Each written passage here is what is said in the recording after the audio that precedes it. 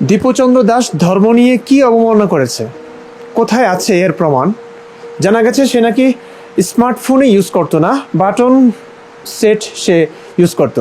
একটা খালি বাটা মোবাইল চালাইছো, ফেসবুকে ইন্টারনেট কেমনে কি করলো? আমার ছেলেরা করবো, আমার ছেলেরা অশিক্ষিত না। বাটন মোবাইলে ফেসবুক, ইউটিউব ইত্যাদি কোনো সোশ্যাল কমার্শিয়াল প্ল্যাটফর্ম নেই, তাহলে সে ভার্চুয়াল লাইফে কিছু বলেনি, এটা খুব স্বাভাবিক। রিয়েল লাইফে তাহলে কিছু বলেছে কিনা, কি বলেছে? বলে থাকলে কি বলেছে, কাকে বলেছে, সাক্ষীকে?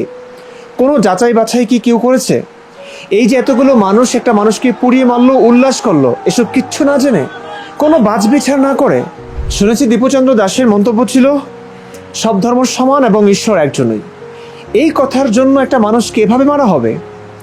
এছাড়া অন্য কথা যদি বলেও থাকে, সেটা কি ছিল? সত্য মিথ্যা যাচাই করা কি প্রয়োজন ছিল না?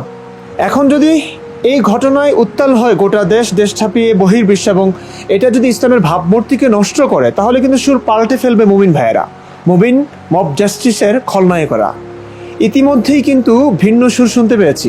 দীপুচন্দ্র দাস সুপারভাইজার হিসেবে প্রমোশন পায়, কিন্তু এই পদের জন্য 3 জন মুসলিম প্রতিদ্বন্দ্বী ছিল যারা টাকা খরচ করেছিল। পরবর্তীতে গার্মেন্টসের ভেতর পাওনা টাকা চাওয়াকে কেন্দ্র করে সৃষ্ট বিরোধের জেরে সহকর্মীরা বাংলাদেশের হিন্দু যুবক দীপুচন্দ্র দাসের বিরুদ্ধে মিথ্যা ও বানোয়াট ইসলাম ধর্ম অবমাননার অভিযোগ তোলে। চিন্তা করুন, এইটুকু কারণে তৌহিদি জনতারা তাকে এভাবে নৃশংসভাবে পুড়িয়ে মারল। যদি এটি সত্যি হয়ে থাকে, তাহলে কি মুসলিমরা বেঁচে যাবে? ইসলাম বেঁচে যাবে? যে ধর্মের অনুসারীদের কানে নবীকে নিয়ে কটূক্তি টাইপ কিছু একটা দিয়ে দিলেই তারা হায়নার মতো ঝাঁপিয়ে পড়ে সেই ধর্ম ও ধর্মান্ধদের বয়কট কেন করা হবে না ভাই? নইলে যে কোনো মানুষ তাদের শত্রু নিধন করতে ইসলাম ও উন্মাদ তৌহিদি জনতার উন্মাদনাকে ব্যবহার করবে, এবং এটা অনেক ক্ষেত্রে হয়েছে, বাংলাদেশে হচ্ছে। এটাকে হতে দেওয়া যায়?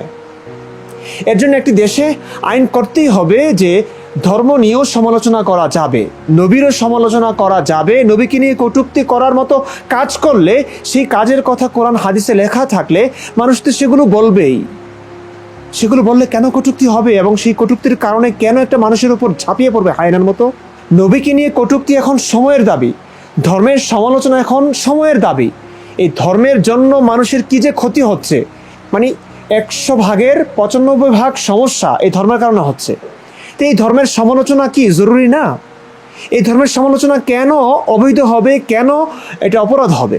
এই আইনটাই বাতিল করতেই হবে। সময়ের দাবি যে ধর্মের সমালোচনা এটা বৈধ, যে কেউ, যে কোনো ধর্মাবলম্বী, যে কোনো ধর্মের সমালোচনা করতে পারে, নিজ ধর্মের হোক, অন্য ধর্মের হোক, যে কোনো ধর্মেই যদি অসভ্যতা থাকে, কটূক্তি করবার মতো বিষয়াদি থাকে, সেই ধর্মের সমালোচনা অবশ্যই অবশ্যই বৈধ একটি বিষয়, এবং এটি রাষ্ট্রীয়ভাবে ঘোষণা করতে হবে। যতদিন না এটা হচ্ছে, ততদিন পৃথিবীতে শান্তি আসবে না, একটি দেশে শান্তি আসবে না।